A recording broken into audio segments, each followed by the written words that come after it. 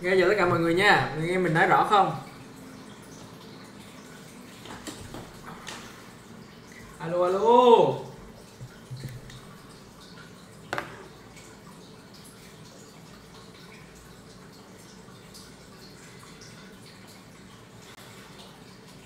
Đúng ra thì hôm nay mình sẽ đánh cái giải Title Tuesday lúc 10 giờ, nhưng mà tại vì mình đang làm cái nội dung này thành ra là mình tạm thời mình không tuần này mình không đánh giải Title các bạn nhé. Với cả hôm nay thì mấy ông top cũng đang đánh giải hết rồi. Chào tất cả mọi người nha, chúc mọi người buổi tối vui vẻ nha. Thì như mọi người đã biết thì anh Lê Quang Liêm, đại tướng Lê Quang Liêm đang đánh cái giải Oslo Esports. Thì cái giải này là một cái giải mà cờ vua thi đấu dưới hình thức một bộ môn thể thao điện tử. Thì anh Liêm hiện tại đã thắng được, hình như là thắng được 3 vòng, chỉ thua thắng được 2 vòng, có 15.000 đô rồi đấy, thua hai vòng trước Mameyarov và Tiểu An Nam. Thì trong đó có một cái chiến thắng quan trọng là cái chiến thắng ở vòng thứ hai, cái trận match với cả đương kim vô địch thế giới Magnus Carlsen. Thì sau cái chiến thắng này thì nó có một cái tác động rất là lớn, không chỉ ở trong cờ đâu, trong cờ thực ra không ảnh hưởng nhiều đâu các bạn ạ, nhưng mà nó tác động rất là lớn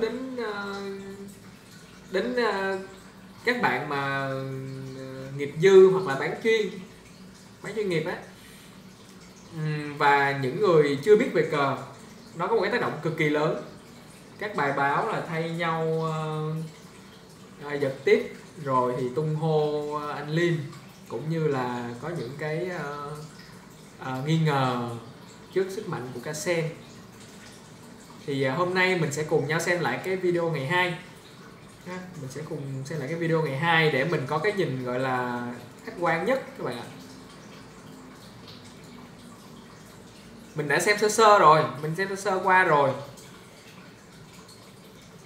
Hôm nay thì mình sẽ rút kinh nghiệm hôm qua, mình sẽ mình nắm được cách để mà phân tích cái video này rồi các bạn.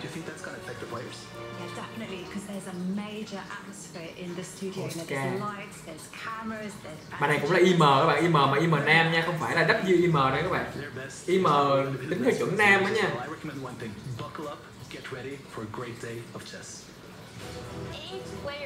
Chán không? Trailer thôi các bạn. Players in the lead on the tour standings, Magnus Carlsen and Jan Christoph. Ngày 1 thì Carlsen mới vượt qua Duda. Qua Duda. Ở ngày 1 thì mình đã thấy được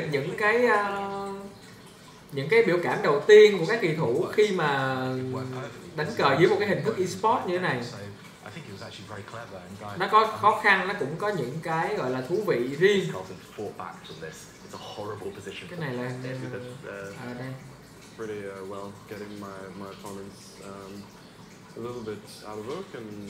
Các bạn nghe tiếng video rõ không các bạn?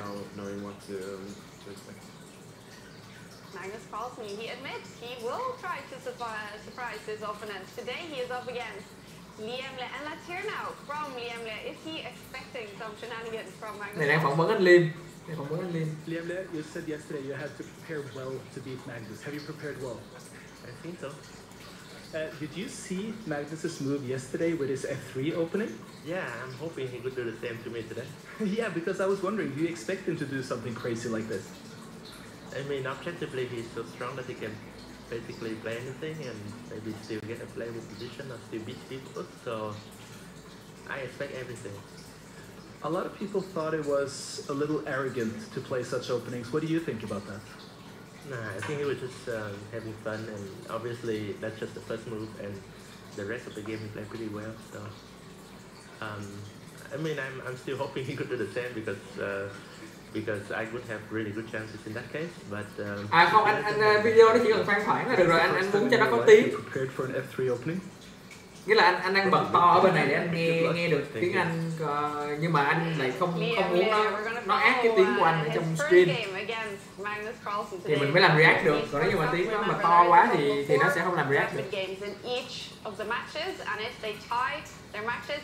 Đây là hôm nay cái ngày của game 2 này. Game 1 là Kasen Lim Lê when we challenged him in our Play Magnus Champions Challenge to play Magnus at 10 years old. And after the first game today, we're going to talk a little bit about nó có chương trình hết cho cái ngày đó các bạn ạ. Khoan từ từ. Tức là các bạn biết sao không? Có nghĩa là cái khi mà họ stream cái hình thức này á, nó có một cái khó khăn như hôm qua mình có chia sẻ. Đó là người ta sẽ không thể xem được tất cả các ván, chẳng hạn như là nếu mà các bạn muốn xem cũng là stream của Z24 luôn nhưng mà là phân tích ván cờ á, thì họ có một team khác, gồm có hình như là những người bên Chess Bay India á, với cả ông Peter Leko á, thì họ phân tích song song đồng thời với cả cái stream này. Stream này là team này các bạn hiểu không? Team của Howell, còn với bà Hoska, còn một team khác cũng stream đồng thời, đó là Chess Bay India với cả Leko, thì là phân tích ván cờ và họ có cái layout khác, nghĩa là cái bố cục là chỉ có bàn cờ thôi, họ bật qua bật lại cho các ván xem được, thì họ bình luận về cờ là chính. Còn chủ yếu cái stream này là người ta đang muốn đưa cho khán giả xem về cái gọi là cái hình thức eSport của cờ vua nó sẽ như thế nào, các bạn hiểu không? Môn cờ chơi eSport nó sẽ như thế nào đó, cho nên là mình sẽ react về cái video này nó hay hơn. Họ sẽ có từng ngày họ sẽ có những cái thời gian, các bạn thấy không? 6 giờ ván 1 giữa Kasen và anh Lim, 6 giờ 45 là hình như là có cái đoạn gì đó Future of Digital World of Chess, tức là tương lai của cờ kỹ thuật số hả? 7 giờ là game 2, 7 giờ 45 là Champion Challenge with anh Lim, Lê là anh Lim á, thì có nghĩa là chắc là một cái thử thách gì đó các bạn, chắc là một cái thử thách gì đó mà kiểu giống như hôm qua mà anh Lim chơi với cả không, hình như lúc mà mình xem thì nó là giống như là kiểu một cái giải đố hay là cái puzzle rush hay cái kiểu về puzzle storm gì đó mà kiểu làm chiến thuật nhanh á đó, có nghĩa là cái challenge này là cái challenge đó. 8 giờ là game 3, có nghĩa là người ta sẽ lồng những cái chương trình khác vào ha. 9 giờ thì là game 4 ha, nếu có thì 22 giờ là time break, tức là hôm nay người ta tập trung vào ván của Kasen và anh Lim, cho nên là chắc chắn là sẽ không xem được những ván khác rồi các bạn. Rồi bây giờ mình sẽ vào cái ván 1. Có vẻ như là sẽ rất là nhiều bạn chờ đợi cái ván 1 này, tại vì đây chính là cái ván mà nó để lại tranh cãi nhiều nhất. Tại vì cái ván này cái ván mà có ma slip đúng không? Các bạn có nghĩa là các bài báo từng nói là mọi người trượt tay đúng không? Kasen trượt tay đúng không? Nhưng mà mình sẽ phân tích cho các bạn thấy.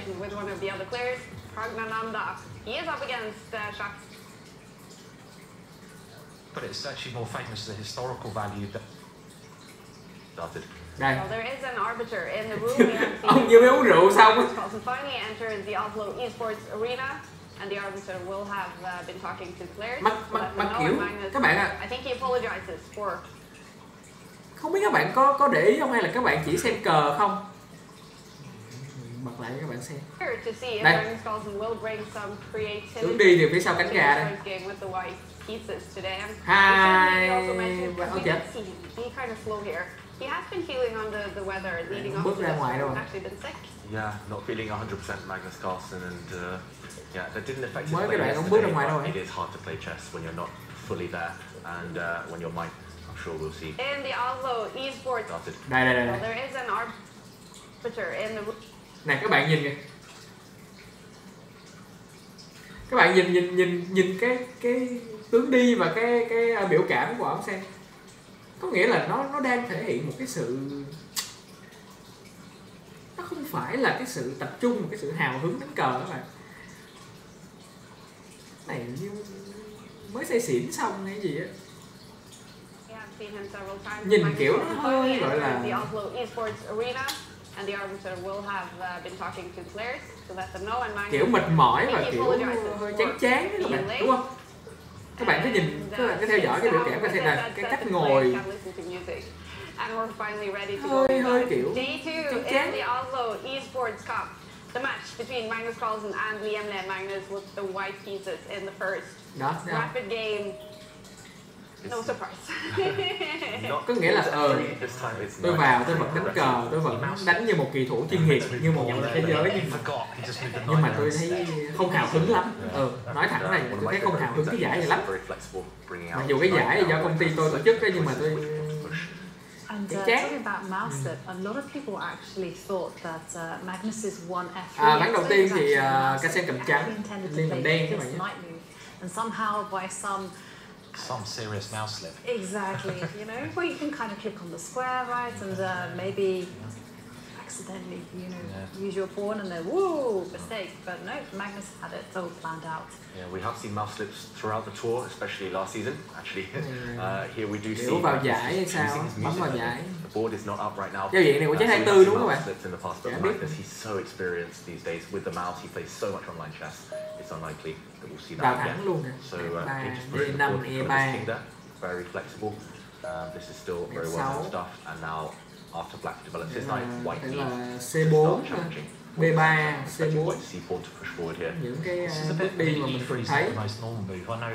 Magnus had actually đang prepared là meta của one of the Olympiads, I think, isn't that right, as his main opening, but pretty, I mean, this now is going to a more well-known position. Exactly, and one thing I've done in the past is studied Magnus Carlsen's opening, studied his games, and just looking on an opening tree that you can create by having that pool of information. He's played pretty much every person there is, so no matter what move người ta không có đi nước D4 đầu tiên các bạn không? Tức là nếu như là trong một vài những cái khai cuộc cụ thể, những cái nước đi cụ thể, thì bên trắng sẽ đẩy D4, nhưng mà không đi D4 từ đầu tại vì nó dễ vướng vào những cái cuộc khác. Nghĩa là bên trắng đang với cách đi quân như này á, thì bên trắng đang muốn đi ra một cái thế cờ cụ thể. Tại vì D4 ngay từ nước đầu tiên nó sẽ vướng phải rất là nhiều khai cuộc. Đó, bây giờ D4. 1, 2, how's it 20? Tức là họ muốn né đi một cái biến, những cái nhánh nào đó mà họ không có muốn rủi ro. When we come to move 3, right, it's like insane amount of possibilities. Yeah, I don't even know the number. By the end of Black's first move, there's 400. Không ăn chút E lên để con tượng này, con tượng B2 nó thoáng. Các bạn, B2 nó có thể đánh được sau này. 400, and that's up to one move. Imagine by move 2, move 3. It's các bạn nhớ là cái bàn cờ bên góc bên phải hiện đang này mới là bàn cờ diễn biến chính nha các bạn nhé. Yeah, I think there's actually some mathematical formula that someone found. So we can probably, that's a good question for the audience. I think. I mean, there's that legend, isn't there, how chess was invented, and this person invented chess, and the king said you can have anything you want in the world, and he said, well, I want 1 grain of rice, but that grain to be doubled for every square of the chessboard, and obviously the king run out of rice. He thought, that's easy, I'll just give you that. What's that, bit of rice? Mình cái gì đó các bạn. So that was sort of one of the legends around. Giận dỗi người yêu, người giận dỗi hoặc là. What is Magnus up to here? Looks like he's just resting his eyes. It's his opponent's move, but he definitely looks like something's up with the world champion. Power nap time. Not a good time to have a Hoặc power. là thức xem Real Madrid đá, xong rồi Actually, they give you thiếu ngủ á bạn. Yeah, no, but I mean, you can actually have a power nap in like 45 seconds. Anh Liêm thì thái độ anh Liêm rất là chuyên nghiệp ha, và anh Liêm hoàn toàn sẵn sàng cho cái giải này. Nhìn mặt anh Liêm là biết, tức là hoàn toàn be ready. Vào là mút. And I was having power naps all the time just to kind of play chess. Really? Oh, that's interesting. Nhìn cái thao tác rồi, các bạn nhìn thấy cái dáng người ngồi là các bạn đã thấy. Carlsen đang có một cái sự gọi là không tập trung. Vì một lý do nào đó nha các bạn nhé. Vì một lý do nào đó. Happy with the outcome of this opening just because there's not too much action. It's the type of position where you can just close your eyes for a minute or two. There's no direct attack, but it's Magnus's move now, and is he aware? This is very strange. Is Magnus Carlsen asleep? No, I think he must be recalling some variation that he's looked at. I say that and I'm like, hang on a minute, I'm not sure. You can't. Bạn kia vừa mới hỏi phải ông ngủ không? Ông này bảo là không, chắc đang suy tính gì đó. Nhiều khi ông ngủ thật đấy các bạn. His hand is, okay, the breathing does show. Sorry. His hand is on the mouse though. Do you sleep with the hand rested like that? Well, Magnus would. Oh, yeah. The most natural position. He could have just walked in and fallen asleep. But if you're really tired, it's actually possible. No, but did you see he had that, you know, when you wake up, you have that, he was asleep.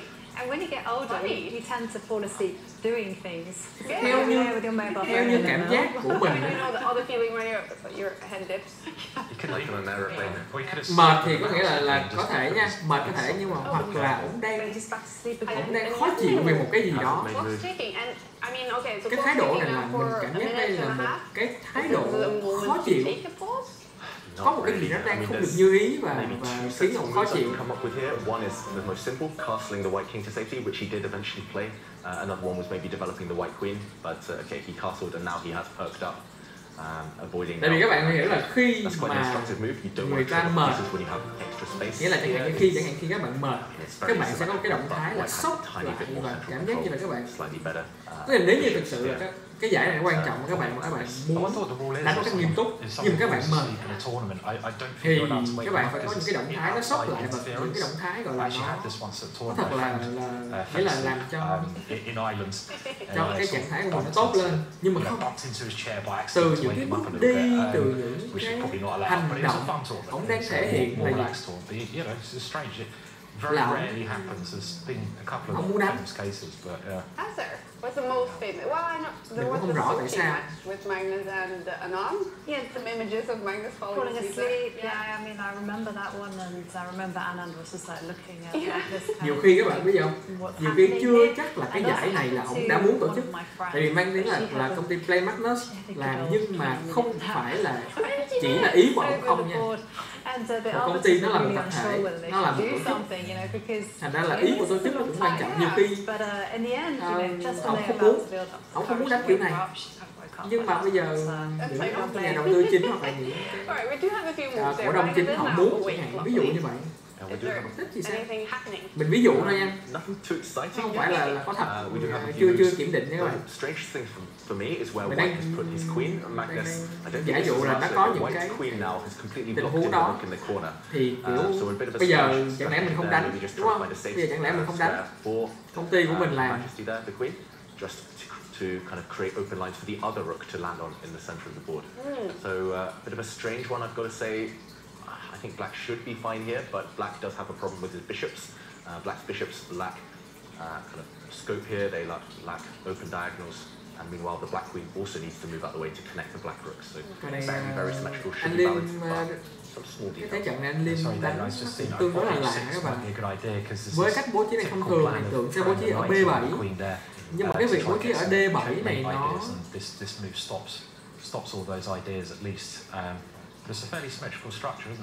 có vẻ như là anh Lim đã chuẩn bị trước các bạn, chắc chắn là anh Lim đã chuẩn bị trước, tại vì cái thế trận này là một cái sen đánh thường xuyên.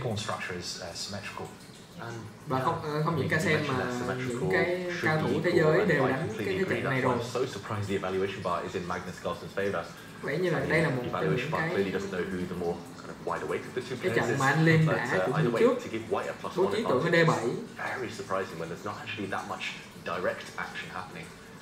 Maybe we can try to jump into the position to explore why. The computer loves white's position here. We mentioned the strange position of white's queen, and Simon also mentioned maybe the idea was it was pointing towards the black king. If black had been careless, cái bàn cờ lớn là bàn cờ đang phân tích nha các bạn nha, chứ không phải là bàn cờ chính. Maybe some hints at an attack later on. But this was chính là bên phải. He just pushed forward in this position, stopping the knight jumping. And now Magnus has indeed planted his rook in the center, staring down at the black queen. Nhìn thì có vẻ như là nó. I'm wondering whether white maybe missed a chance to push his pawn in the center forward to try and destabilize black's knight, just to try and kick it away. Mình nghĩ là anh Lim đang muốn giữ một cái khối liên kết với các quân nhẹ ở khu vực trung tâm, chứ không muốn tách ra. Chẳng hạn như xe ra tượng về E8, nó là một cái khối rất là đặc, nó có thể nó phòng thủ được những cái đường tấn công bên trái. Còn tượng B7 mặc dù nó chiếm đường chéo nhưng mà đây này, đây cũng là một những ý đồ này. Có thể là tượng D7 nó sẽ hỗ trợ được phía bên cánh hậu này. Chưa rõ cho để xem thấy trận đánh như We do like it, when the games are such fun, and we love it when everyone at home interacts with us. And you can always send us your tweets, your selfies, your questions using the hashtag #ChessChamps. And talking about selfies, I have to share with you two awesome. Cái nước A4 này các bạn biết để làm gì không? Thường là cái nước A4 này là khi mà bên trắng muốn tác động vào cái nghĩa là cái cấu trúc chốt dân cao của bên đen phía bên cánh hậu để tạo ra những cái điểm chiến lược. Chẳng hạn như ví dụ như chỗ này nhé, nếu mà chẳng hạn như chỗ này nếu như mà bên đen đẩy B4 xuống thì cái ô C4 sẽ là cái ô chiến lược mà bên trắng nhắm tới, tức là sau khi chạy mã xong thì bên trắng có thể là quay mã về D2 nhảy được C4 và cái ô C4 là cái ô rất là mạnh cho mã đứng mà không bị chốt kiểm soát. Cho nên là cái nước A4 này là một những cái nước mà tác động chiến lược. Tất nhiên là không thể không thể mà BA, ví dụ chỗ này mà BA mã A4 mà ăn hậu B3 thì sẽ bị dính đòn, bị đòn tượng F6 tiêu diệt cũng bảo vệ, mất con tượng D7. Cho nên là bên đen bên trắng cũng không, bên đen cũng không ăn qua A4 được. Eric Hansen today, he is fighting back after losing to Anish Giri yesterday. And let's hear what Eric said when he entered the building a few, 15 minutes ago. Of anticlimax yesterday, you played Hansen, chess. You had one move that kind of defined the map. Do you take a good or a poor feeling into the day today? I generally take good feelings. That try to take the good things from those games and get some sleep and just. Oh, that's my alarm going off. Treat every day. You have to remember to play chess today, right? Exactly. No, but every day there's a new match, a fresh start. So with a format, you can have a bad day and recover pretty quickly. So I'm hoping to take advantage of that and do well today. Still got a good feeling going into this. Yeah. I mean, the games aren't going to get any easier, but I'm building confidence when I play like the way I did yesterday. Good luck. Thank you. Eric Hansen currently playing with the white pieces against Hoang, and I love to see Eric in a great mood, such a good player, and great timing. C4 nha, khi mà đẩy B4 xuống thì cái ô C4 sẽ là cái điểm chiến lược mà bên trắng nhắm tới. So what has happened is that after the tension was kind of clarified on the left side. Chỗ này nhìn cờ cassette vẫn rất là ngon nha, hai tượng đánh vào vua, quân sẵn sàng, hậu cũng nằm ở B1, sẵn sàng lao vào.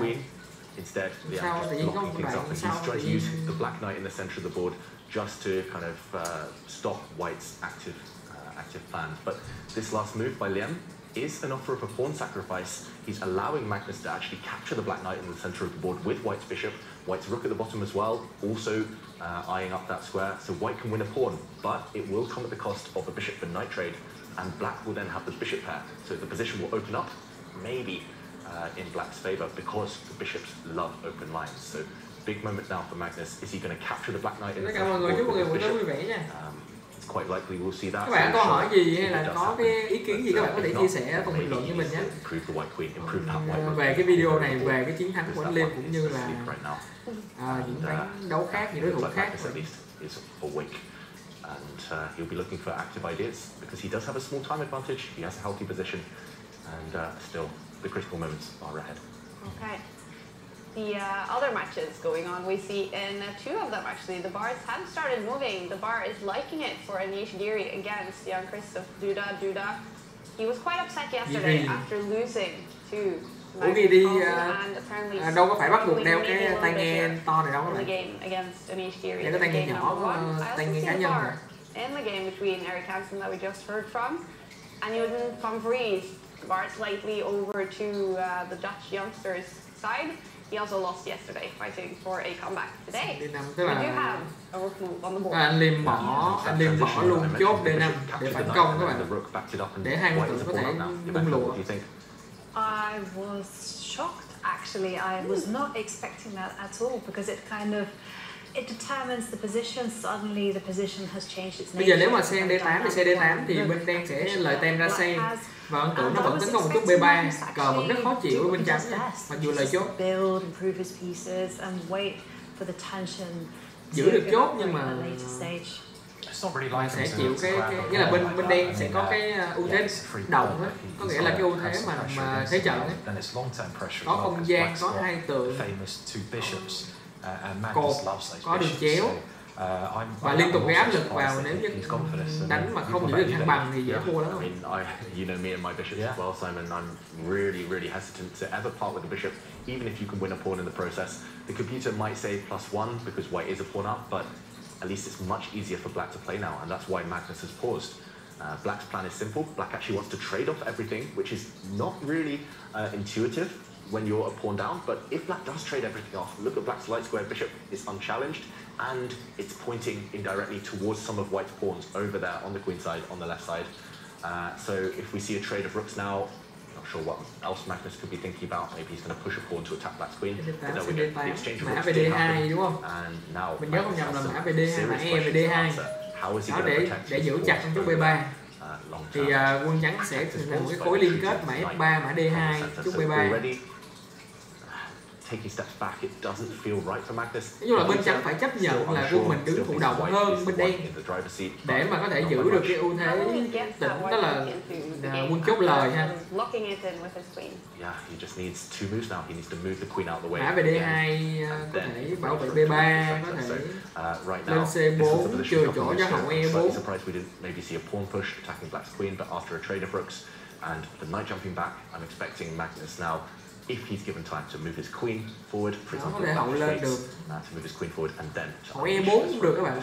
Mình nghĩ hậu E4 cũng bình thường. Hậu E4 xong rồi qua tấn công luôn. And he can team it up with the queen.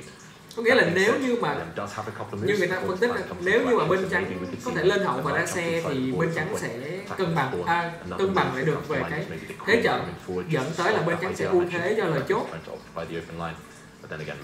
Còn nếu như bên trắng không kịp làm điều này hoặc là bên đen bằng một cách nào đó bên đen ngăn cản cái điều này, làm khó khăn cái điều này cũng như là tấn công bên trắng không phòng thủ được, thì là bên trắng sẽ thất thế. I think it's a little bit early to say. I think it's getting to a very interesting moment of the game now, and over the next 5 moves, 10 moves, we'll have a much clearer picture. I mean, Magnus is a pawn up, so if you can just stabilise that pawn, swap some pieces off is normally a very good thing to do when you're a pawn up, because you want to take out any tactics. If he's able to do that, he'll probably win. But if Liam can keep pressure on and keep those pieces on the board, then any result is possible. That old cliché. Cờ này là cờ mà bên đen là đang là người chủ động và anh Liam đang suy nghĩ xem, mình đoán là Liam đang suy nghĩ xem là nên đánh tiếp như thế nào để nghĩa là làm khó được bên trắng nhất, gây khó khăn cho bên trắng nhất. Mã A5, C2 có vẻ chưa thuyết phục lắm. Mã A5, mã D4, mã D4. I think this next couple of moves are key, just to try and contain the activity of white's pieces. And Liam just has to make sure he stays relatively. Bạn nào mà đã xem cái stream này rồi, các bạn có thể chia sẻ cái ý kiến của mình để mà chúng ta cùng trao đổi và học hỏi thêm các bạn nhé. Given up a pawn, good decision, I think. And now taking that time out, and assuming this is Magnus's screen, not Liam's. Also, I was going to say, gives Magnus a chance to fall asleep if he has a little break as well. You know, have a little rest and see if he. Ok, được cái nhạc kìa các bạn. Có mở zoom nha, từ từ nha các bạn. Soi. To trade off later. I think this next couple of. Đây. Có mở zoom ở trên. Các bạn nhìn thấy không? Có mở cái zoom ở trên này. Chắc chắn rồi đúng không? Phòng zoom để kết nối hình ảnh và âm thanh. Cái đây là gì? Cái này là nhạc mà Despacito vậy đấy. Don't Stop Believing nè.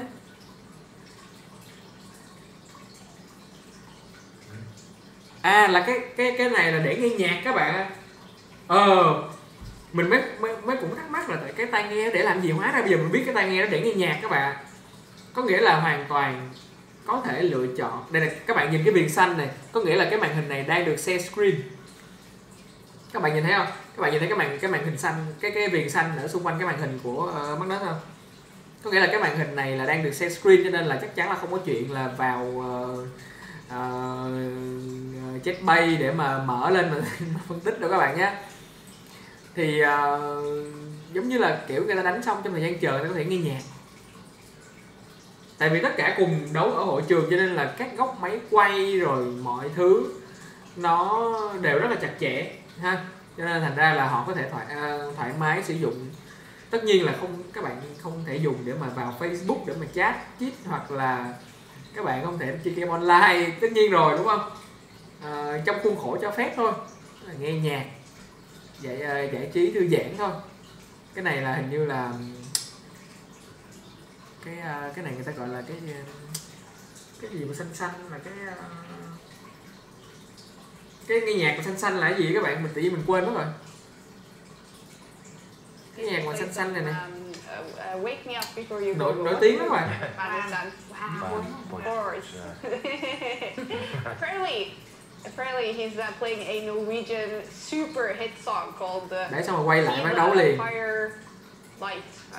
That was a bad translation, but yeah, it's a big hit from the 1994 Olympics. Apparently, that's what he put on. Oh, yeah. 1994 Olympics, is this Lillehammer? Yes, yes. Oh. And they made this beautiful song by Sissel Kyrkjebø. Can you sing it for us, just a little bit? No. Come on. She's like a Whitney Houston kind of singer, so you don't want to hear me Họ sing C5 là để ngăn cản. Cái gì là Spotify các bạn nhớ rồi. An interesting fact about Sissel Kyrkjebø.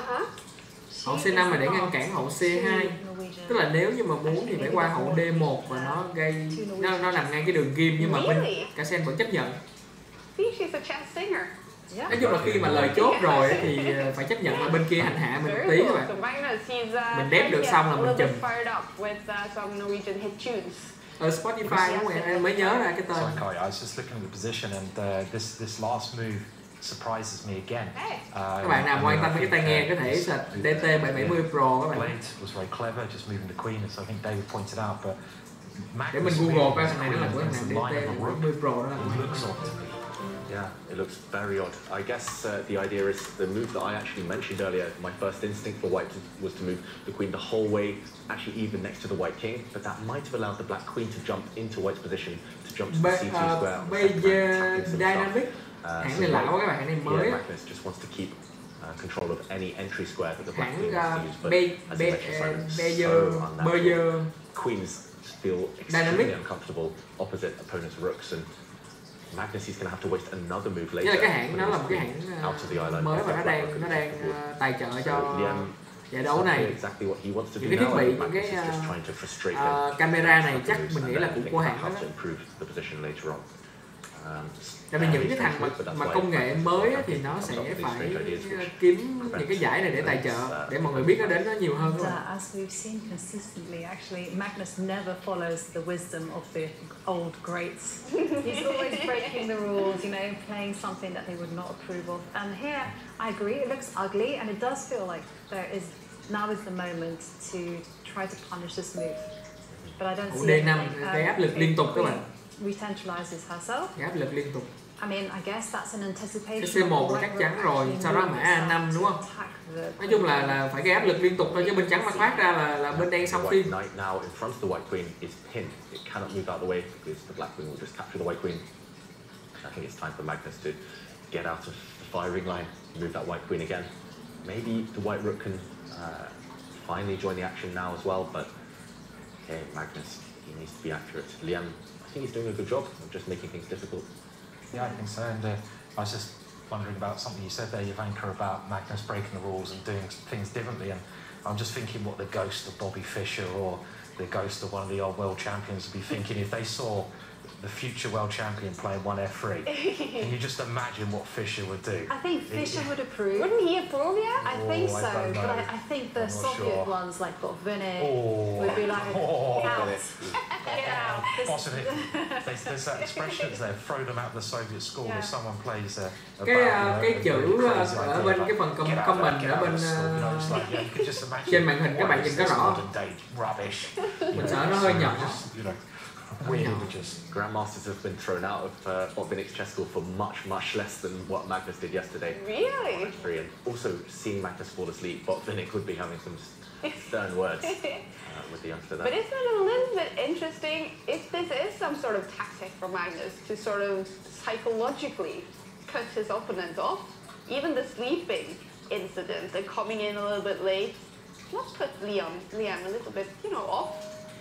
Yeah, you would think that. I mean, you have to pick your opponents. There's certain people who are very principled. Nhưng là từng bước bên trắng sẽ đưa quân ra. You know, I'm a grandmaster here. You need to treat this with some respect. Chỉ cần một thời điểm mà bên đen có thể, bên trắng có thể bung được lên là bên đen cờ sẽ thua, chắc chắn luôn, tại bên đen đang lỗ chốt. It just seemed very calm, very happy. Thực sự đây là cái ván mà anh Liêm thắng cái ván này thực sự là may mắn. Magnus sleeping. Hơn cái cờ này cuối anh Liêm muốn thắng. Yeah, and he is playing a good game. Simon also said it. You were liking sort of the road it was going for the end. Yeah, definitely. I mean, I expect it's still pretty dynamically equal. I mean, just trying to look at some of the major considerations of the position. You can see White has this horrible backwards pawn, which the Queen and Bishop are both pointing towards. And this is like the one thing I think Black can really try to go for. But on the other hand, Magnus has, because of his extra pawn, a very important square in the centre of the board. The centre of the board, the most important part of the board, as you can control all areas. And that square that David's highlighted, you can put a piece there, and it can never be kicked away because your extra pawn supports it. So I think these two things seem to me to be the main sort of essence of the position. So, going along that way of thinking, if I was Black, I'd be looking at moving my knight to attack the pawn. Then naturally, White can try defending that pawn, but using both of these concepts we've talked about. And here maybe I can try to get rid of that knight. Anh mất rất là nhiều thời gian không? Tại vì vấn đề là không phải là chỉ là đánh tiếp, mà làm sao đánh để mà đối phương khó lên được quân. Bây giờ để đối phương lên quân là coi như là xác định các bạn. These moves quite rapidly, so they create threats on every turn, therefore they're very natural, they come to the white knight. Bên trắng gần lấy lại thế trận rồi. And here there is this threat of taking off the white knight from the board, and then next move, once it's gone, capturing this pawn. This pawn, remember, is attacked 3 times by Black's knight, queen. Không nói quá chứ cái ván này là cái ván mà anh Liêm đánh tốt, nhưng mà may mắn rất là lớn. Mà nó lại vô tình, đây là cái ván quyết định luôn cho cái match này luôn. It's with the black queen, whether it's with the pawn. But for example, at the very least, you could imagine a situation like this. There's still some tension. Black's knight still on a good square, tying down White's army to this pawn, and also this pin on the board. So still some stuff to calculate here. That's why Liam is pausing, but I expect exactly what Simon's just shown. Knight to the edge of the board. I think that's the only logical way to start right now. Thông thường những cái khi mà mình đánh với máy á, máy nó cũng hay đánh cái kiểu là nó bỏ chốt lấy thế trận như này, nhưng mà thường mình không đỡ được các bạn, tại vì thường nó tận dụng rất là chính xác. Mình giữ thăng bằng không được.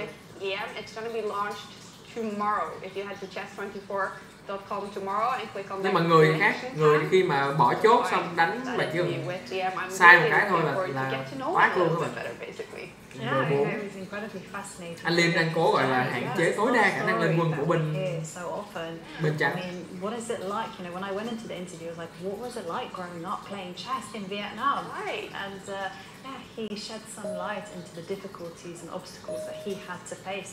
And a series of exchanges, and it wasn't quite what we predicted. Well, the bar's just gone crazy. I don't know. It was literally like a yo-yo.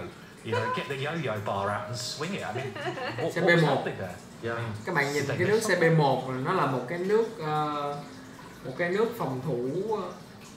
Sao bực mình cái gì? Cái thằng trick này mỗi lần mà mình phao nó lại, cái thành ra màn hình nó tối lại, các bạn thông cảm nhé. Cái nước CB1 này là một cái nước phòng thủ gián tiếp rất là hay các bạn. Nó không nghĩa là anh Liêm trước đó Liêm đang đe dọa là tượng D4 tiêu diệt quân phòng thủ để ăn chốt B3, thì ở đây Magnus đi xe B1 là để nếu như mà tượng D4 thì con tượng này nó ăn lên và nó mở đường cho xe giữ chốt B3 luôn cùng với hậu. Đó là một cái nước phòng thủ gián tiếp rất là hay các bạn. Còn nếu như mà không ăn D4 thì hậu với mã lại làm cái công việc đó. I'm not sure actually. I'll have to backtrack there, but it does look like Magnus maybe has just stabilized the position, and we talked about the advantage of the 2 bishops as being Black's main compensation for being 1 pawn down. the two bishops have disappeared. Black traded off a bishop for a knight, and this last move by Magnus, maybe this is the key. Maybe this is one that Liam missed. It's not an obvious move, just parking the white rook behind a bishop, but indirectly it protects that pawn on the b file, and now it's not easy for Liam to win his pawn back. Yeah, maybe there was something even better for Magnus. I just have to take a look. But the bar went all the way to the top for a second. I mean, I didn't see it, but there could have been. I mean, this looks like a very logical, as you say, David, way to play for Magnus. But I don't like what Liam Lecomte has done here. Yeah. In this so far, giving up bishop, and you can see that he's not winning a pawn back. So yeah, it's strange. It's strange, and now we should mention, if Black does go and capture the very strong knight on, in the middle of the board, the knight on an outpost, if Black does trade it with his bishop, White's bishop will recapture out of the way, and then White's rook at the bottom of the board will protect the pawn. So White is just a clear pawn up now, and minimal compensation. White's still a bit tied down. White's rook not on the most active square, but Magnus, if you're given this type of advantage in it, now xét we edge towards the riêng end cái as tình well. thế này thôi là cờ này anh Liên thua. Thế cờ này anh Liên thua tại vì cả về thời gian lẫn cả về thế đánh không có mà lại bị lỗ một chốt. Có nghĩa là cái ý đồ từ khai cuộc nó không thành công rồi các bạn. Cái này là mọi thứ nó đang vượt khỏi tầm kiểm soát của anh Liên rồi. Ra lý do tại sao mình mới nói là ván này là rất là may mắn này rồi. With a bunch of the playlists that the players are listening to, so you can actually check out what kind of music they're listening to. And a bunch of moves. Yeah, a bunch of moves, and okay, we did mention bishop. Nhưng mà bạn không có bù đắp gì cả mà. Lỗ một chút lành mạnh mà. It's gone now, but after this trade, the black knight jumping back to attack. Sorry, the white bishop. White has defended it now with his rook, and things are just getting liquidated, getting exchanged, getting simplified, and White's still got that one extra pawn that's likely to decide the game. Simon, do you think any drawing chances here? Evaluation bar not too excited, but to me it looks like White is just a clear pawn up. No. No. So say no, I mean I think this is going to be very hard. Nhưng mà bây giờ là cò cưa đó các bạn. Hết giờ rồi, không có thời gian để mà nghĩ ra kế hoạch nào khác đâu. Cờ này chắc chắn là anh Liam đã biết là cờ anh Liam thấp rồi. Bây giờ mà ngồi nghĩ cái kế hoạch mới thì hết giờ là cái chắc. Bây giờ chỉ gọi là cứ gọi là đi bằng trực giác thôi. Chứ bây giờ không logic là cờ này là đã tiêu rồi. Black can try to create some opportunities. He moves his queen here to pin the rook down, and there's a bit of work for Magnus to. Ví dụ như cờ này mà Casen còn 2 phút, anh Liam còn 9 phút đi thì đó lại là câu chuyện khác, là có thể đánh được. Nhưng mà cái này lại còn thua giờ nữa, thua cờ thua giờ luôn. Yes. Maybe. It's your favourite word, discombobulate. That's what I say. But I have to also agree with you both, Simon and David. I just think that Magnus is in his element here. Cửa này. Ở đây hình như mình nhớ là anh Liam đi C1. And I love the little moves that anh Liam đi C1 đúng rồi. Xong rồi đổi ăn hậu D3 thì lúc đó mới là. And now look at the queen and rook. He's primed to take the central. Có nghĩa là cái nước xe D3 cũng không hẳn là hay đúng không? And of course you've got the bishop as well. Tức là anh Liam đổi được xe đi. There's one tactic here which maybe is Liam's final chance. I think long term, if he just does nothing, White will start to improve the position, coordinate the bishop, the rook, the queen, and it's going to be hard for Black to ever hold this position. But if Black's rook now comes down to the bottom of the board, attacking the white queen, Hoang cũng đang nói đến việc là xe C1. So you distract the white queen away. Maybe we can show this, or maybe Liam's going to play it. It looks like he's about to make a move. What's it going to be? He needs to move fast. 1 minute now on the clock. Chắc chắn một điều là bây giờ đổi xe thì bên đen sẽ có lợi hơn. Tại vì các bạn nên nhớ là hậu mã luôn luôn nó phối hợp. Đây mã hậu mã luôn nó phối hợp tốt với hậu tượng rất là nhiều. Thành ra lỗ một chốt thì hậu mã vẫn đánh được cái hậu tượng. Nhưng mà để xe thì khác, các bạn để xe hết cửa luôn. Thêm một quân nặng nữa là càng nhiều quân thì cái sự phối hợp nó càng khó. Okay, he's played it. Cái C1 rồi, hậu D3. Yeah, he'll need that rhythm now in this endgame. It's still not so easy to win, despite what the evaluation bar says. Queen takes rook is about to happen, or it has just happened, sorry, and queen takes rook. I'm expecting a check here, because what else? But at least Black lên còn khoảng 1 phút 20 giây. The queen and knight are khó lắm rồi. coordinating extremely well together. Nhưng mà ít ra đổi được cờ này mất xe đi thì Casen sẽ không có gây được áp lực nữa các bạn. Bây giờ bên đen có thể có nghĩa là ở đây mình nói là dễ để mà thủ hòa đó, chứ cờ này thì vẫn yếu hơn, lỗ một chút vẫn yếu hơn. Nhưng mà dễ là dễ thủ hòa. Well, he doesn't need to guard that pawn. He can actually go along and do his counter attack. So I was thinking check, and then maybe something like this. Yeah. And one other idea that I had was just attack the knight. Drop the queen back along the c line, and again. Không ăn thua đi vậy nó hậu về G6 nó đổi nó vẫn là chút B3. If he can find the right way, both these ideas. G6 nó thủ xong nó vẫn bắt chết được chút B3 là ngũ trắng thì nó không bảo vệ được. Force the exchange of queens, because if it does, that's a very safe way of playing. Maybe black can push his pawn forward, but then không được. Tại vì có hậu đứng D3 là nó giữ cái đường chéo, nó không cho hậu trắng chiếu, các bạn thấy không? Nó giữ cái đường chéo B1H7 luôn. Không ăn thua. A lot to work out, and actually Magnus, I'm surprised he allowed this. Cái này khó rồi. Either way, Liam fighting really hard. We mentioned before the game, his style is very much kind of a street fighter. He's not always dominating, controlling games. Sometimes he does, but in general, he's always looking for tactics and ways. Chứng tỏ là cái nước mà xe D3 mà để bị xe C8, xe C1 có thể là sai lầm đấy các bạn. Có vẻ là sai lầm. So a critical moment. We're super eager to see what Magnus do. Đây chưa thấy cửa nào nhưng bây giờ thấy cửa sáng láng dành cho bên Anh Linh luôn. Áo vàng Duda. Cái ghế này là của Secret Lab. Secret Lab này nhưng cũng nổi tiếng. Tiểu Anna. Confident he is, we saw him yesterday in his game against Jordan Van Forest. He took some really gutsy decisions, and now, this is great news for Pragnananda, because I have to say, his score against Shakriar in previous events has not been that great. And anything can happen, of course. They say there's no luck in chess.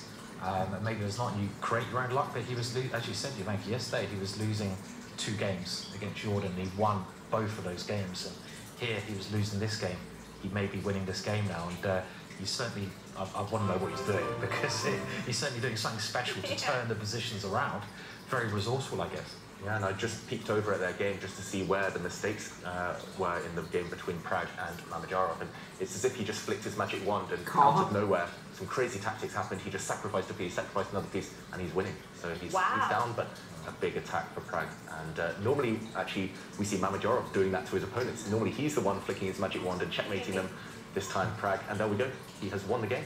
Vậy này Tiểu Anh nó đang bay nhưng mà nó đang bục hết. Here in the Oslo Esports Cup, Pragnananda, the 16-year-old, he won his match yesterday, getting a great start also now to day 2, a win against có cả Puma tài trợ các bạn. First game. Các bạn biết hãng quần áo Puma nữa.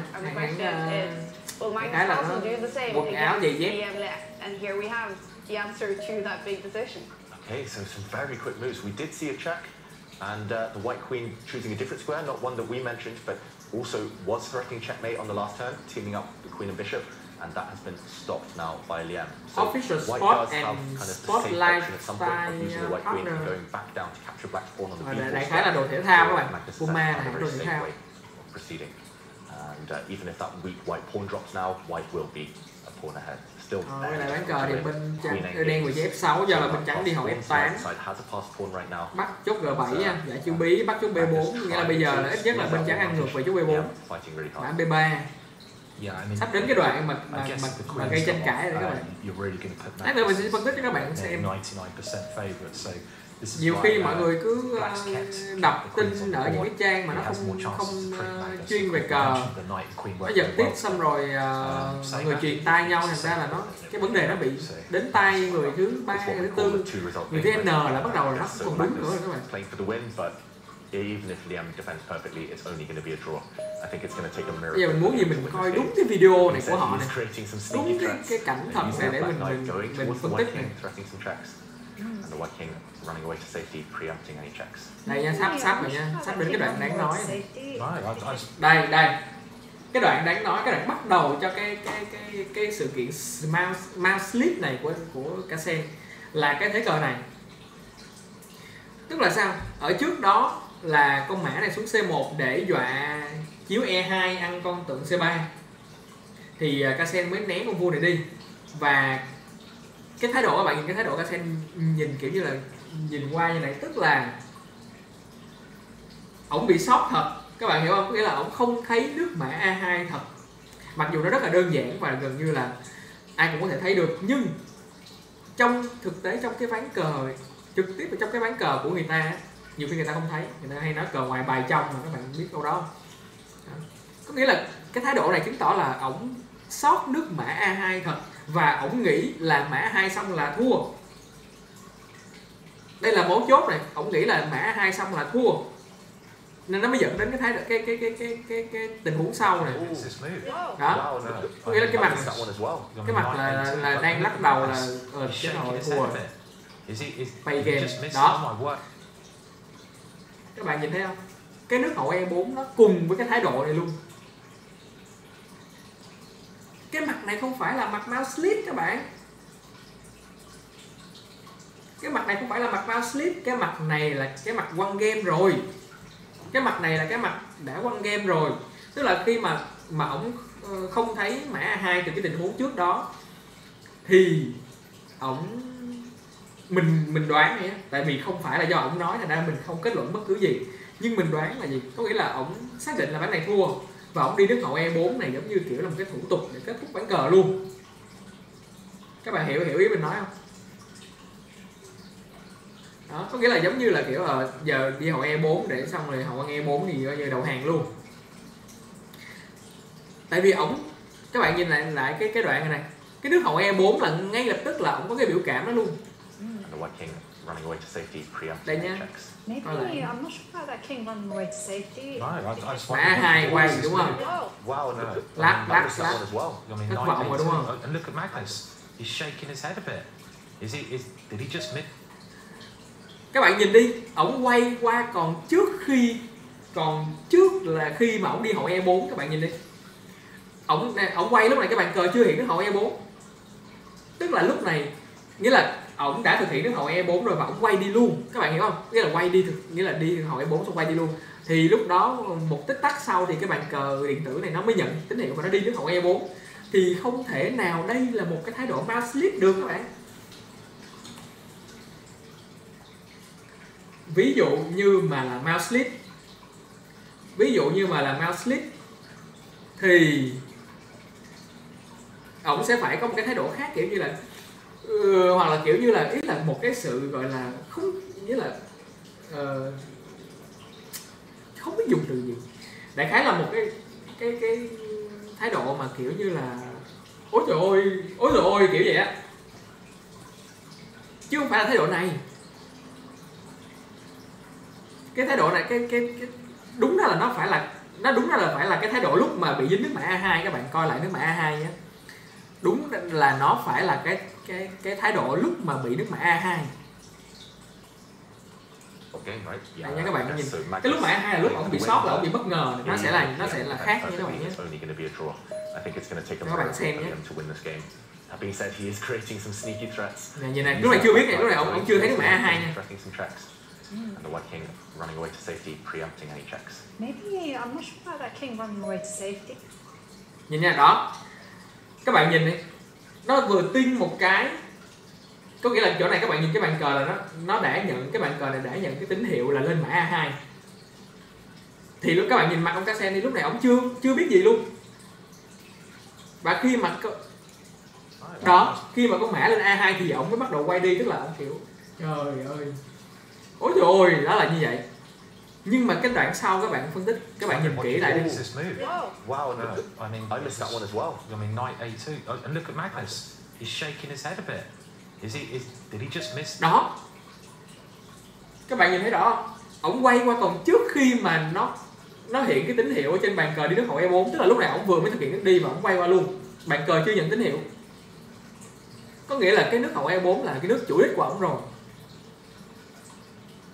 Và cái điều đáng nói ở đây là gì các bạn biết không? Điều đáng nói ở đây là cờ này với nước hậu D4 thì cờ này vẫn hòa. Với nước hậu D4, chỗ này bên trắng đi hậu D4 thì bên đen không ăn được mã về C3 do là con hậu bị tấn công. Thì bên đen, nếu như bên đen ăn hậu D4 thì con tượng nó ăn lên nó phát luôn. Thì không được.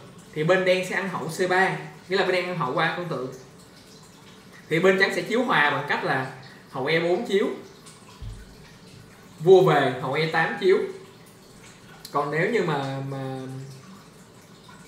ở đây các bạn chịu khó tưởng tượng nhé, nếu như mà hậu D4 hậu C3 hậu E4 mà đi kiểu G6 á, thì sẽ bị chiếu hậu E7, đúng không?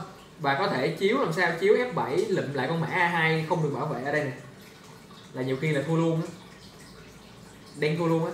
Cho nên là nước hậu D4 này là nước vẫn có thể giữ lại được ít nhất là nửa điểm. Có nghĩa là trong lát nữa các bạn nghe cái đoạn phỏng vấn thì anh Linh có nói là anh Linh chắc chắn là nước hậu D4 là nước mà Carlsen định thực hiện, nhưng mà mình nghĩ không phải đâu. Ổng không thấy nước hậu D4 luôn, có nghĩa là khi mà bị mã A2 là ổng đã bỏ cái game này rồi, các bạn hiểu không? Đó, cái vấn đề nó nằm ở chỗ này. Có nghĩa là khi mà bị nước mã A2 là ổng đã xác định là thua. Đó. Ổng hoàn toàn không tiếc nuối khi đi hậu E4, ổng hoàn toàn là không tiếc nuối. Đó, anh Liên còn không hiểu gì mà. Wow. Oh, this is so dramatic. What just happened? A huge mouse slip? A blunder first and then a mouse slip. It just fell apart for Magnus in the space of 30 seconds. Yeah. And Liam Le wins game 1 against Magnus Carlsen in the Thái độ này là cái độ quăng game các bạn. Good for him in the first game with the white pieces as well. But a moment of madness and Liam Le takes lead in the match. Magnus looks frustrated. Liam seems to take it a little bit slow behind there. I assume Magnus will walk back. Mỗi lần mà ông kiểu chán ổng đi không thèm nhìn How ai. about Liam Le? Will he stop by to give a comment to Survivor? Look at that. I mean, what do you think Liam Le is feeling inside right now? He must be excited. Ăn sushi không? Ăn sushi đi anh. Incredible how things could change in 30 seconds. We're almost. Với cả các bạn biết sao không? Nếu mà là mouse slip thì chẳng hạn như người ta định đi hậu E4 và người ta mouse slip ở cái ô nằm trên đường đi đến E4 là ô D4 thì nó hợp lý hơn. Còn đằng này nếu mà định đi D4 thì không có lý gì các bạn lại mouse slip sang ô E4 cả. Đúng không? Quãng đường nó chỉ có nhiêu đó mà bạn đi thường con chuột ra ngoài làm cái gì? Đúng không? Chẳng hạn mouse slip này mình đi E4 sau nó rớt con chuột ngay chỗ D4 á. Đó, các bạn rung tay, các bạn bỏ tay sớm. Còn nếu như mà D4 thì lại slip sang E4 thì nó hơi vô lý. But it was really unfortunate that at the end he made a mouse slip and basically gave me the win. Very unfortunate, but it happens in online chess. Was it? How do you react when you see that happening? Yeah, I was totally shocked. Đó, anh Linh cũng nói là totally shocked mà các bạn. Tôi hoàn toàn bị sốc mà. Planning to play queen c3 and then he would give the pressure after queen d4. So I mean the draw is perfectly fine for me there. I wouldn't dream about winning that position at all. Anh Linh bảo là anh Linh khá chắc chắn là hậu D4 là nước mà Carlsen định đi. Có nghĩa là anh Linh cũng không nghĩ là Carlsen lại không thấy hậu D4. Nhưng mà nếu như mình xem xét lại tất cả mọi thứ thì là Carlsen không thấy thật các bạn. Mình đoán như vậy nha, chứ không phải là thực sự như vậy nha. Ông chưa nói, ông chưa confirm với mình. Play something else instead of bishop c3, maybe king h2 first. But I think he clearly missed this knight a2 and after that. Đúng rồi, cái ý này anh Linh nói đúng nè. Anh Linh nói là I think he clearly missed mã A2. Cái này thì chắc chắn đúng. Chắc chắn là đúng luôn. Nhưng mà nếu như mà bị bỏ sót hoàn toàn đến mã A2 chắc chắn là nó sẽ dẫn đến cái tình huống sau các bạn. Đó là tình huống bán 1 các bạn nhé. Let's up his screen. Sẽ quay qua coi ván nào đáng xem. Đây là cái ván 2, cái ván 2 thì ra cũng không có gì lạ. Nhưng mà nó như vậy nè. Tức là cờ này anh Liêm cầm trắng và cờ này thì gần như là cân bằng. Có một cái. không có một cái gọi là, nghĩa là anh Lim hòa ván này thì cũng ok, các bạn hiểu không? Nhưng mà kiểu Casen cũng quái quái và Casen khều được anh Lim lên cái đoạn cuối này này. Cái này bắt đầu các chốt đẩy lên này. Nghĩa là nếu như mà đi qua đi lại thì hòa, nhưng mà kiểu anh Lim, nghĩa là anh Lim muốn đánh luôn á, không phải là anh Lim muốn thắng nha, mà là anh Lim muốn đánh tích cực chứ không phải là chỉ có nằm ở nhà để mà đép hòa, các bạn hiểu không? Đánh tích cực, và chẳng hạn như hòa thì là đối phương phải thủ chứ không phải là mình. Ý là như vậy, ý là như vậy. Thì đoạn sau hình như anh Lim bị khều lên cái đoạn này, nó hơi căng này. Nghĩa là ở đây các bạn nhìn này, các bạn nhìn nó không đơn giản này, cái thế cờ đang bình thường nha, cái thế cờ đang như này nha, các bạn nhìn nha. Cái đây là cái quái của bọn top RM này. Các bạn nhìn cờ này, cấu chốt hoàn toàn bình thường, đúng không? Rất là bình thường, nhưng mà vì một vài nước cờ bắt đầu nha. Các bạn nhìn chủ đích của Casen này, E5 xong rồi F6 để làm gì? Để kích cái dàn chốt của anh Lim phải nằm ở các ô màu trắng nó cùng màu với con tượng đen. Thì ít nhiều thì là bên đen sẽ có cơ hội tấn công chứ không phải bên trắng. Đó, các bạn hiểu không? Setup E5 F6, có nghĩa là mặc dù anh Lim cũng nhận ra nhưng mà kiểu cứ bị kéo theo á. Chẳng hạn như cái chốt E4 đã đi rồi á, nó có khều cái chốt E4 thì là phải đẩy F3, đúng không? Đẩy F3 lên thì lại thêm một con nằm màu trắng, kiểu như vậy các bạn. Và lát sau anh Lim phải đẩy đây này, H4 xong rồi. Đây này, đó các bạn nhìn đi, các bạn nhìn này. Các bạn nhìn cái đoạn sau này là tất cả những con chốt của anh Lim đã nằm ở màu trắng. Tất nhiên là bên đen chưa tấn công ngay được, nhưng mà nếu xét về khả năng tấn công thì là bên đen có chứ bên trắng không có. Có nghĩa là bên đen có khả năng dùng con tượng E6, con tượng màu trắng của mình tấn công. Và một khi nó ăn được là nó ăn sạch đám chốt luôn. Trong khi là tượng trắng dù cố gắng đến mấy thì cũng không thể tấn công được cái chốt đen. Đó. Có nghĩa là cái cơ hội mà Casen tạo ra nó là như vậy, nó dựa vào cấu chốt rồi. That would show some. I'm not gonna say that.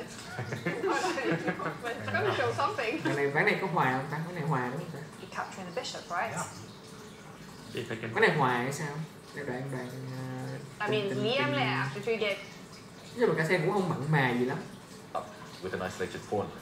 Kiểu hai ông này kiểu không ưa nhau hay sao các bạn? Cũng không thường là đối với những người khác cái Casen cũng bắt tay rồi các thứ. Super risky, but that's just a standoff. It's almost, yeah, I mean it's just nothing to do. Rumble with the cater. Thì thực ra anh Lim cũng chưa có để lại cái ấn tượng gì cho Casen lắm. Kiểu ông cũng không có, nghĩa là không có dành cho anh Lim cái sự coi trọng như là đối với những người khác như kiểu Firoza hay là Nepom kiểu vậy các bạn. To tie breaks, he can also win, of course, the 2 final games. Tại vì thường các bạn có để ý một cái chi tiết là thường khi mà các cao thủ họ đánh với nhau, đánh xong họ thường trao đổi với nhau một vài nước cờ, đúng không? Đúng không? Các bạn có để ý những cái giải mà trực tiếp xem. Thường là khi mà thi đấu xong họ thường trao đổi với nhau một vài nước cờ, phân tích rồi ít ra là cũng nhìn nhau một cái. Nhưng mà thằng này là Casen. Thực ra thì mình nghĩ là anh Lim thì rất là hoan nghênh, nhưng mà Casen thì kiểu đánh xong thì đánh xong thôi chứ không có muốn tương tác gì với anh Lim cả, các bạn hiểu không? Đó, kiểu như vậy. In this matchup, the player is heading out to the lounge. Thắng thì bình thường, thua thì thất vọng thế thôi. Không có gọi là đó, ngay cả đến đoạn này ra ngoài cũng không có bước qua nhau luôn các bạn. Didn't get much after the opening, so draw is okay. And how do you envision the last 2 games now? The next game definitely will be critical, and he will try to put as much pressure as possible. So I just have to hold, and if I can hold the next game, then I have very good chances. Nghĩa là ván này anh Lim cố thủ luôn. Thì sau khi mà đẩy cái chốt lên cùng màu với tượng thì phải cố thủ đó các bạn. Nó cũng khó, cái Casen cờ đó không có đủ độ phức tạp để mà anh Lim sẽ làm. strategy. You know, you have to be solid with black and you try to push with white. And since he lost the last game, it doesn't make sense for him to go all out, right? Không có giao lưu với anh Liêm. I mean, this was a very logical strategy, and if I overpush, maybe nhìn anh Liêm, nhìn cái ánh mắt anh Liêm, em để ý nhìn cả sen cũng rất là ái ngại chứ không phải là. Yeah, good luck to you and thank you for your opinion here. It's Ý là hilarious that nếu như mà cả sen mà nhiệt tình đấy thì cũng gọi là cũng rất là hoan nghênh, nhưng mà lần này ông không nói gì với mình thì mình cũng không nói gì với ông. Alright, thanks for that report. That we have seen Magnus look a little bit on the. Đúng không? Chẳng hạn như ra cái phòng chờ đó là có thể giao lưu với nhau hay không? Tired? I don't know. We're jumping into game 2 between Eric Hansen. Eric. Này là Eric Hansen với cả ông Forrest. All his pieces on one side of the. It turns out the white is at. Mình sẽ qua cái ván 3 của anh Liêm. White's remaining. Eric still is yeah. Ván Forrest cũng có cái đây là cái Champion Challenge này của anh Liêm này. Đánh với cả Magnus Carlsen 10 nè, đối thủ 10. Looking really good. Oh no. Oh no. Oh no. You gotta watch out. What happened? The Black Knight jumped in the way, breaking the connection with the two rooks and. Đánh với 10 tuổi đánh không lại. Đánh với 30 tuổi thì mút. Really complicated. Actually, it's going to fizzle the material, so still anything can happen in this game. It's still very balanced. And still a lot of time. You're playing super fast, Liam. Do you see chances to win the? Nghĩa là anh Liam có một cái thử thách kiểu như khách mời. When I can win, it's a different story. That's a really nice move, lining up the white queen, the white bishop. The white king's super safe. And did you notice all the pieces on light squares and whoops. Hòa thôi các bạn ơi. Anh xe một không anh Liêm lại chốt mà. Okay. Thắng. Thắng người ta. Thắng. Yeah. It's straightforward now. Just push those pawns. And it's 50 seconds on the clock. Is that enough for you to win this game? 50 giây. Hopefully. Không thắng đây các bạn, cái này đơn giản. He's looking like he's nhưng mà sai lầm cái các bạn thấy là cũng toát đây. Đây cái thế cờ này là cái thế cờ nguyên tắc rất là đây là đúng bài này, đúng bài này. Nó có quy tắc tam giác mà. Ông này ông nhớ quy tắc tam giác rồi. Các bạn à. Để rồi mình phải hỏi là ông nhớ quy tắc tam giác đúng không? Đây này cái thế cờ này là cái thế cờ mà các bạn gặp trong cái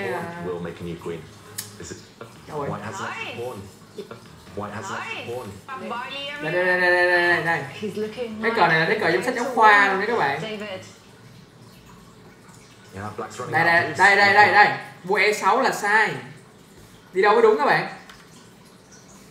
Vua E6 là sai các bạn ạ. Bây giờ thực hành bài tập cờ tàng các bạn. Đây. Rồi đây. Đi đâu các bạn? Vua E6 chưa chuẩn. Đi đâu mới là đúng các bạn.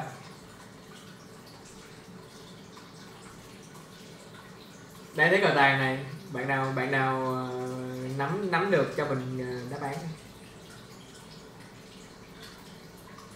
Trong cái thế cờ trong sách giáo khoa thì nó không có hai cái đám chốt ở bên này, nhưng mà bây giờ đám chốt này nó bị cố định rồi thì nó cũng như nhau thôi.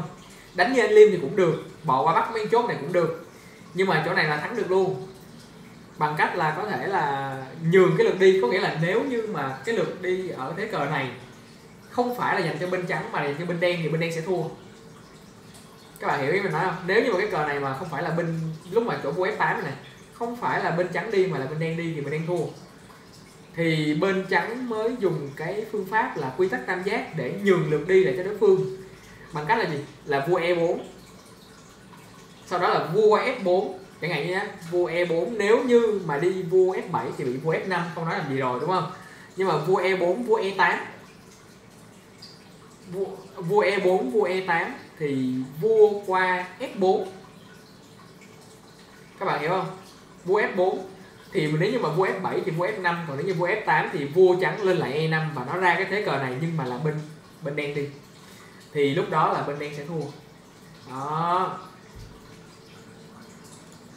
Automat luôn các bạn, vua E6 là bị quán tính rồi.